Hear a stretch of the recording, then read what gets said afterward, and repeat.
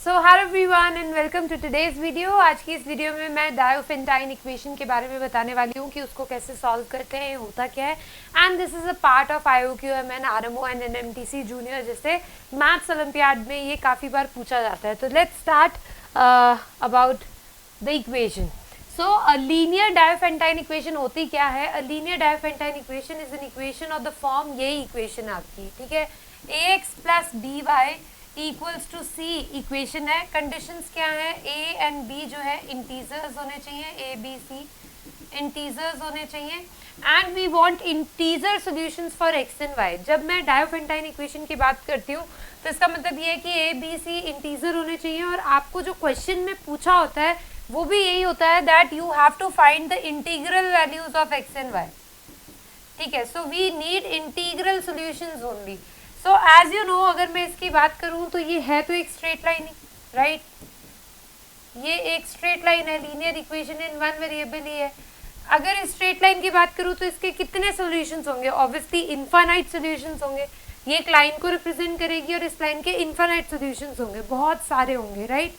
सो इन बहुत सारों में से इंटीग्रल सॉल्यूशंस कितने होंगे ये पूछा जा सकता है। और इंटीग्रल सॉल्यूशंस हो सकता है हो ही ना, right? There is a possibility कि इंटीग्रल सॉल्यूशंस ही ना हो, और अगर हो तो अगर कोई एक सॉल्यूशन हो सकता है हमें चाहिए हो to solve the question, right?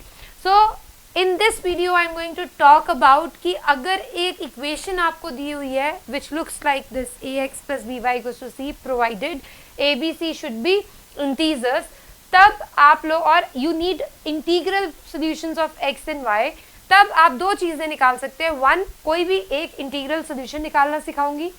Second, कि इंटीग्रल सॉल्यूशन आएगा कि नहीं आएगा ये चेक करना बताऊंगी। तो let's begin with the definition of this Diophantine equation. उससे आपको समझ में आएगा कि इसके इंटीग्रल सॉल्यूशन आएंगे भी कि नहीं आएंगे, ठीक है। So these equations are solutions only if the greatest common divisor of A and B divides C. So as you can see that equation थी ax plus by equal to C.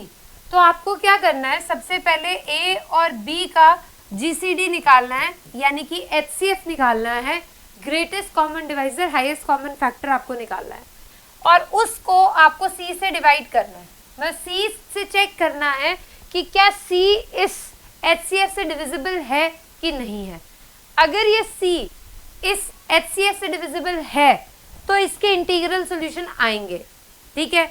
अगर ये C इस HCF से divisible नहीं है तो फिर इसके इंटीग्रल सॉल्यूशन आएंगे ही नहीं। दो इसमें इनफाइनाइट सॉल्यूशंस पॉसिबल है, बट इंटीग्रल सॉल्यूशन नहीं आएंगे अगर ये C जो है डिविजिबल नहीं है HCF से A और B के, ठीक है। So when solution exists, they form a family of solutions that can be found using techniques like Euclid algorithm. तो चलिए ये मेथड मैं आपको सिखाऊंगी कि अगर इंटीग्रल सॉल्यूशन है, C अगर HCF से डिविजिबल हो जाए, तो फिर इंटीग्रल सॉल्यूशन अगर मुझे निकालना हो कोई एक, तो कैसे निकाल सकते हैं। पहले तो ये क्वेश्चन देखिए और मुझे बताइए कि मैंने आपको बोला solve the linear Diophantine equation, आपके सामने दी हुई है, यू कैन सी दैट कि ये ax plus B Y equals to C format की है। a b c तीनों इंटीजर हैं और आपको x और y क्या है? इंटीजर्स है। आपको x और y इंटीग्रल सॉल्यूशन बताना है। तो आप क्या करेंगे? आप HCF निकालेंगे 2 और 4 का, हाईएस्ट कॉमन फैक्टर आएगा 2, GCD 2, और a और b का आपने क्या किया? HCF निकाला। 21 is not divisible, 21 is not divisible by 2. ये इस GCD से divisible नहीं है। ये जो C है is not divisible by the HCF of these 2 and 4. Therefore, I can say that no integral solutions of x comma y possible.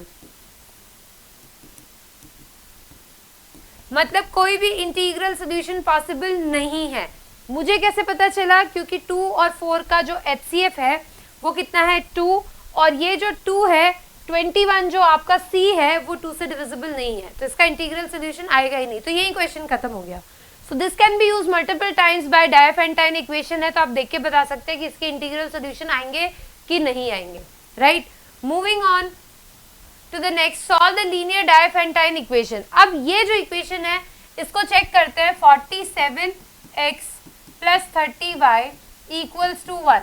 अब आपको इसका इंटीग्रल सोल्यूशन बताना है, x और y की ऐसी वैल्यू बतानी है जो इसको सेटिस्फाई करे, एनी वन। सबसे पहले चेक करो कि 47 और 30 का HCF क्या है, 47 और 30 का HCF है 1, और 1 1 से डिविजिबल होता है, यानी कि इसके इंटीग्रल सोल्यूशन पॉसिबल है।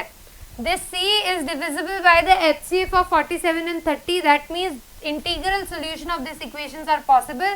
Now in this equation we are going to find the integral solutions कि ये हैं क्या। अगर मैं आपको नॉर्मली बोलूँ तो आप क्या करोगे, आप यही करोगे कि 47x equals to 1 minus 30y, फिर x is equals to 1 minus 30y divided by 47। अब यहाँ से y की ऐसी वैल्यू सोचोगे जिससे x जो है इंटीजर आ जाए। But you can see that how difficult it is to hit and trial करना कि y की ऐसी क्या वैल्यू रखें कि ये जो नंबर है 47 से डिविजिबल हो जाए और यहाँ पे इंटीग्रल वैल्यू आ जाए।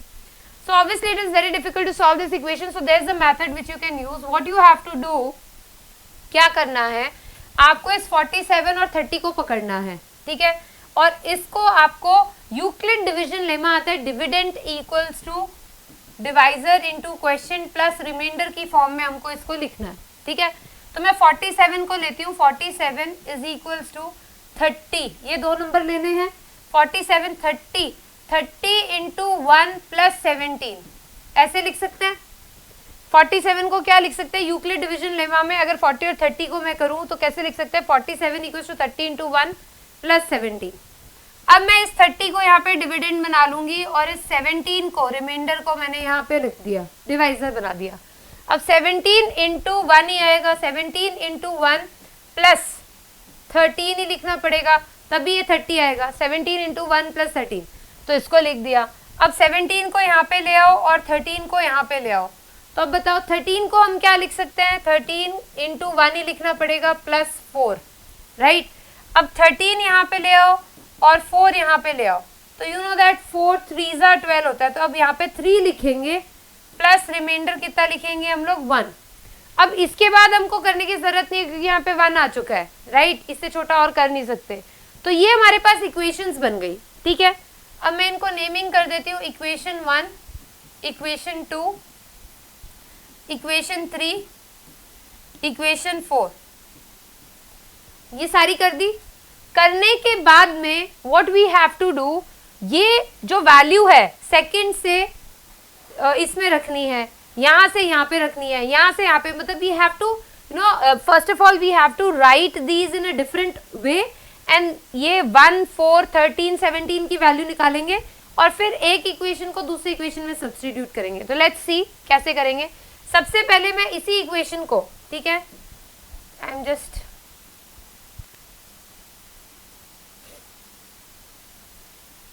मैं इसी फर्स्ट इक्वेशन को थोड़ा डिफरेंट तरीके से लिख रही हूँ, 17 को एक साइड रख रही हूँ, ठीक है। फर्स्ट इक्वेशन को मैं कैसे लिख सकती हूँ, 17 इक्वल्स टू 17 इधर है, 47 और ये 30 इधर ले जाओ, इसको मैं कैसे लिख सकती हूँ, 47 इंटू 1 प्लस 30 इंटू माइनस 1, कैसे लिख सकते हैं, क्योंकि ये 30 माइनस 30 इंटू 1 होगा, तो वो माइनस जो है मैं 1 में ही दे रही हूँ, बीच में प्लस है मैं प्लस ही रखूंगी, ठीक है। I will not change the sign बीच वाला। अब इधर जाएगा तो ये माइनस 30 हो जाएगा, पर वो माइनस मैंने अंदर वाले 1 को दे दिया है। I will keep these numbers as same, 40 30 17 13 4 इनको मैं सेम रखूंगी, ठीक है। तो मैंने यहाँ पे लिख दिया आपका 47 इंटू 1 प्लस 30 इंटू 1।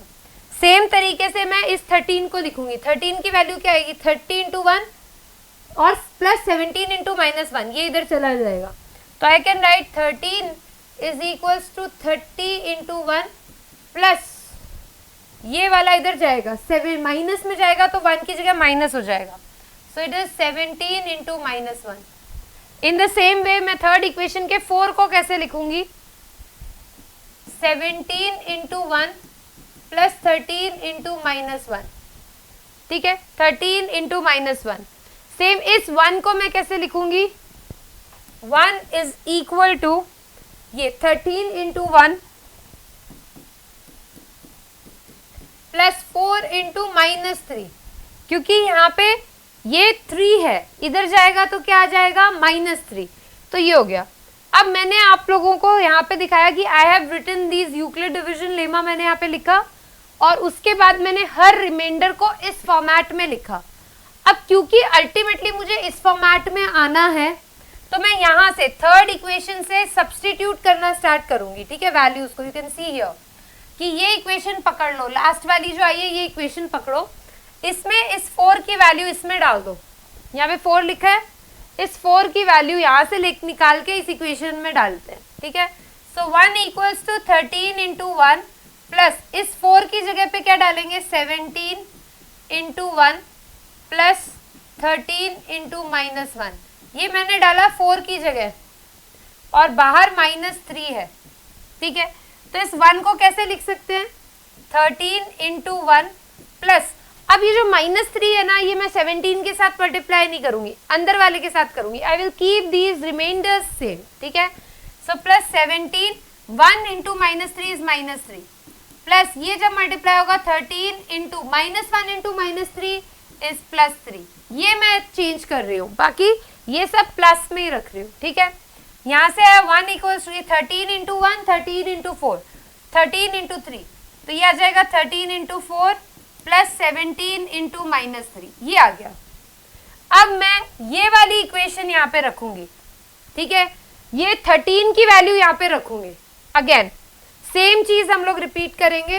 तो मेरी इक्वेशन आई है 1 equals to 13 into 4 plus 17 into -3।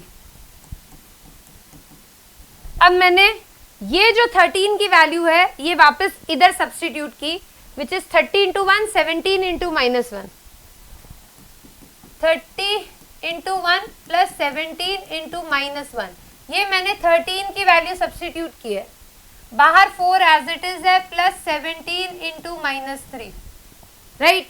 कुछ नहीं कर रही हूं मैं, सिर्फ अब ऊपर वाली वैल्यूज नीचे वाले में सब्स्टिट्यूट करती जा रही हूँ। So it is 1 equals to, ये आएगा 30 into 4 plus 17 into -4 plus 17 into -3।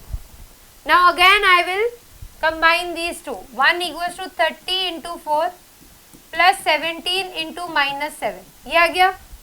अब अगेन ये 17 की वैल्यू मैं लास्ट में सब्स्टिट्यूट करूंगी, 17 की वैल्यू कितनी है, ये 47 into 1 plus 30 into -1, 1 equals to 30 into 4 plus 17 की वैल्यू क्या है हमारी 47 into 1 and 30 into -1, 47 into 1 plus 30 into -1, और ये बाहर -7 है, ठीक है, इसको लिखेंगे 30 into 4 plus 47 into 1 into -7, -7 plus 30 into -1 -7 plus 7, so यहाँ से 1 equals to 47 into -7 plus 30, 4 and 7 is 11. Now this is the equation what was given initial, 1 is equals to 47x plus 30y, ये दिया हुआ था आपको स्टार्टिंग में। जो हमारी इक्वेशन थी डायोफेंटाइन इक्वेशन जो थी 47x plus 30y equals to 1 थी, और इसको सॉल्व करके हमारे पास क्या है 47 into -7 plus 30 into 11। So on comparison I can get one integral solution, x की वैल्यू आ गई -7 एंड y की वैल्यू आ गई 11। आप सब्स्टिट्यूट करके चेक कीजिए, आप x की वैल्यू यहाँ पे -7 रखेंगे, y की वैल्यू यहाँ पे 11 रखेंगे, you will get answer as 1। सो अगर मैं इसको डायरेक्टली दे देती आपको कि मुझे इंटीग्रल सोल्यूशन बताओ 47x plus 30y equals to 1 का, तो आप नहीं निकाल पाते, राइट।